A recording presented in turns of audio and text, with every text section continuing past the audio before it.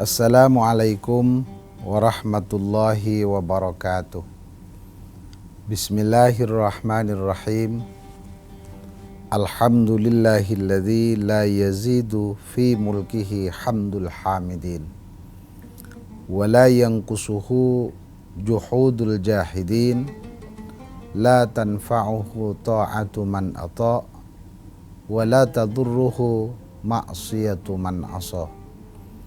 Allahumma salli ala bahjatil kamal wa tajil jalal wa bahail jamal wa syamsil wisal sayyidina Muhammadin wa ala alihi wa sahbihi wa sallim. Amma ba'du. Segala puja dan puji syukur hanya milik dan untuk Allah subhanahu wa ta'ala. Salawat beserta salam yang paling indah dan sempurna untuk junjungan Nabi besar Muhammad sallallahu alaihi wasallam, untuk keluarganya yang dipilih oleh Allah subhanahu wa ta'ala, untuk para sahabat-sahabatnya yang setia, kepada seluruh umat manusia yang senantiasa setia beriman kepada Allah subhanahu wa ta'ala, beriman kepada Rasulullah sallallahu alaihi wasallam sampai akhir masa. Pemirsa El Sinta TV, dalam program Risalah Iman yang dirahmati Allah subhanahu wa ta'ala. Islam adalah agama tauhid. Islam adalah agama kemanusiaan. Islam adalah agama peradaban. Sehingga ketika kita berislam, maka kita harus sepenuhnya mempelajari dan mempraktekkan seluruhnya. Di samping kita mesti bertauhid kepada Allah subhanahu wa ta'ala dengan benar, maka implementasi dari ketauhidan itu adalah bagaimana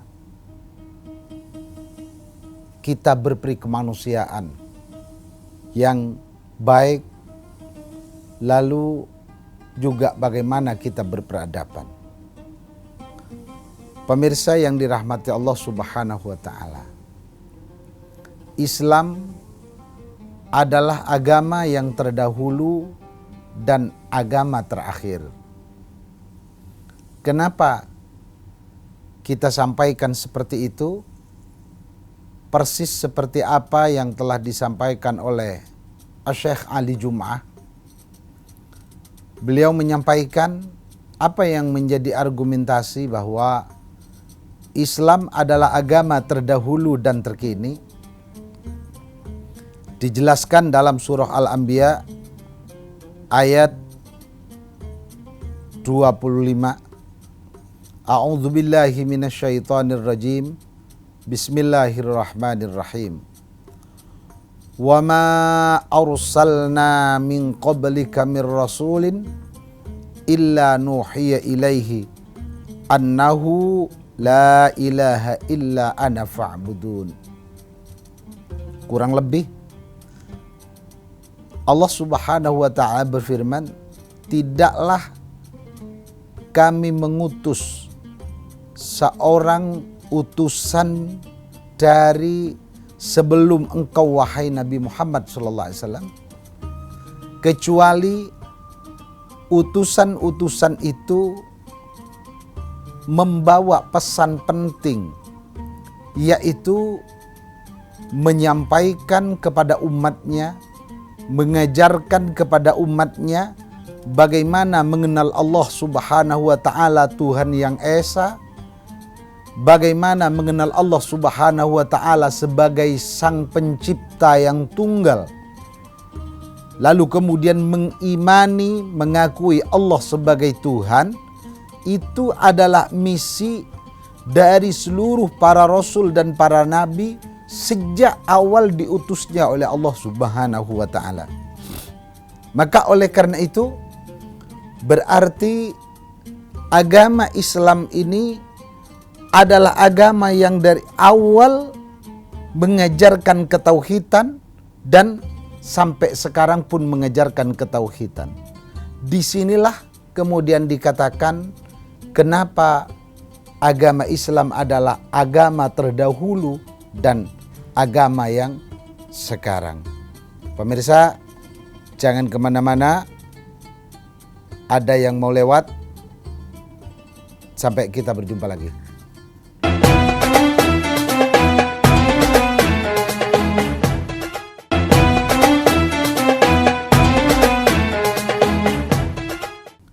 Pemirsa El Sinta TV yang dirahmati Allah Subhanahu wa Ta'ala. Ketika kita sudah mengetahui bahwa Islam itu adalah agama tauhid, agama kemanusiaan dan agama peradaban, maka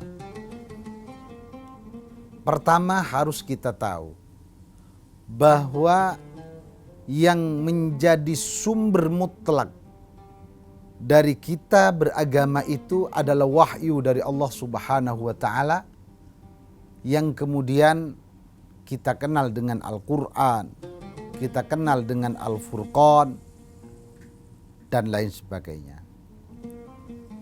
Akan tetapi kita mesti terlebih dahulu meyakini betul bahwa Al-Quran itu adalah satu-satunya sumber yang bersih dari Allah Subhanahu wa Ta'ala dan mutlak kebenarannya. Nah, di sini perlu kita kembangkan dari mana kita bisa mempercayai dan membenarkan bahwa Al-Quran itu adalah benar, bahwa Al-Quran adalah mutlak. Cukupkah kita mendengar bahwa ada orang yang mengatakan, oh Al-Quran ini adalah wahyu dari Allah? Cukupkah kita karena di majelis-majelis itu disampaikan?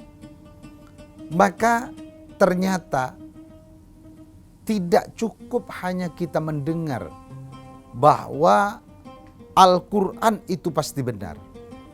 Lalu dari mana kita meyakini kebenaran Al-Quran? Apakah kita meyakini kebenaran Al-Quran itu harus mengadakan penelitian ayat demi ayat, surah demi surah, juz demi juz, lalu kemudian kita ketemukan keautentikan, lalu kita ketemukan bukti-bukti? Kalau itu yang harus dilakukan untuk kita percaya kepada Al-Quran, maka akan sangat sedikit sekali orang-orang yang akan mampu untuk mempercayai Al-Quran dengan baik dan benar. Lalu bagaimana? Adalah satu, bahwa kita percaya Al-Quran itu benar. Baik kita mengadakan penelitian dengan ilmu yang kita punya, ataupun tidak pernah mengadakan penelitian tapi tetap kita yakin Al-Quran itu benar. Kenapa? Karena yang membawa Al-Quran itu adalah orang yang pasti benarnya. Jadi Rasul itu di antara ciri yang tidak boleh lepas daripada kerasulan itu, siapapun beliau, Nabi Adamkah sampai Nabi Muhammad SAW, bahwa yang namanya Rasul itu pertama harus siddiq. Antara yang diucapkan itu sesuai dengan fakta. Itu artinya siddiq. Sehingga orang yang mengakui Nabi Muhammad SAW sebagai Rasul tapi tidak tahu dan tidak menyatakan harus bagi seorang Rasul itu bersifatan siddiq, itu artinya dia tidak tahu dan tidak paham tentang kerasulan, tetapi dia mengakui kerasulan Nabi Muhammad SAW. Maka oleh karena itu sekali lagi bahwa kita percaya betul Al-Quran itu benar. Kenapa? Karena yang membawa Al-Quran adalah orang yang pasti benarnya. Sehingga bagi kita umat Islam yang tidak mempunyai disiplin ilmu yang komprehensif, tidak butuh ada penelitian, tidak butuh ada kajian-kajian. Kalau sekedar untuk meyakini. Berbeda ketika kita untuk menggali Al-Quran sebagai sumber ilmu, maka kita harus benar-benar menjadi orang-orang yang tekun dan selalu mengadakan kajian-kajian tanpa henti, karena Al-Quran adalah sumber ilmu pengetahuan. Lalu selanjutnya, apa yang menjadi pesan Al-Quran yang disampaikan oleh para Rasul-Rasul Allah Subhanahu wa Ta'ala? Di dalam surah Muhammad ayat 19, Allah Subhanahu wa Ta'ala berfirman, A'udzu billahi minasyaitonir rajim. Bismillahirrahmanirrahim. Fa'lam annahu la ilaha illallah wastaghfir li dzambika walil mu'minina wal mu'minat. Adalah satu perintah kepada setiap individu umat manusia agar dirinya dapat mengenal Allah Subhanahu wa Ta'ala, mengenal sifat-sifat ketuhanan Allah Subhanahu wa Ta'ala, mengenal sifat-sifat keagungan Allah Subhanahu wa Ta'ala. Kemudian wastaghfir li dzambika walil mu'minina wal mu'minat. Ketika menjadi orang yang kenal Allah, lalu kemudian mengakui Allah sebagai Tuhannya, maka dibangunlah di atas ketauhidan itu amalan-amalan yang disimbolkan oleh Al-Quran dengan wastaghfir li dzambika walil mu'minina wal mu'minat. Jadi amal apapun yang kemudian tidak dilandasi dan tidak disandarkan kepada sebuah ketauhidan, maka tidak akan pernah bernilai sebagai amal soleh. Pemirsa, jangan kemana-mana, tunggu ada yang mau lewat.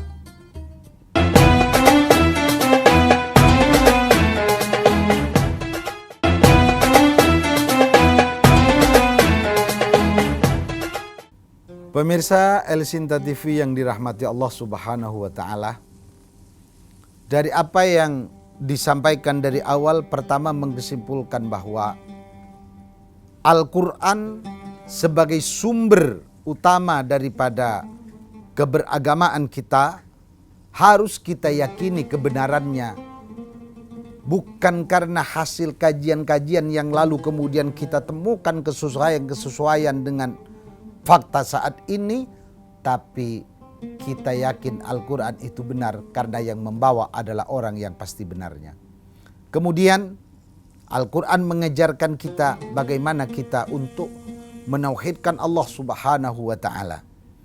Maka oleh karena itu, tauhid itu dikatakan, keimanan itu dikatakan, fal imanu wat tauhidu aslun wa asasun wa huwal hisnul hasin warruknur rakin alladzi bidunihi la yuqbalul amalus salih.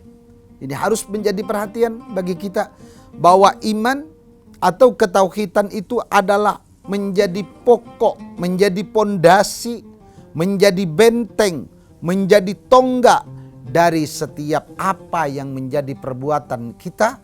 Karena tanpa itu semua, tanpa ketauhidan yang benar, tanpa keimanan yang benar, semua apa yang kita perbuat tidak akan pernah bernilai soleh.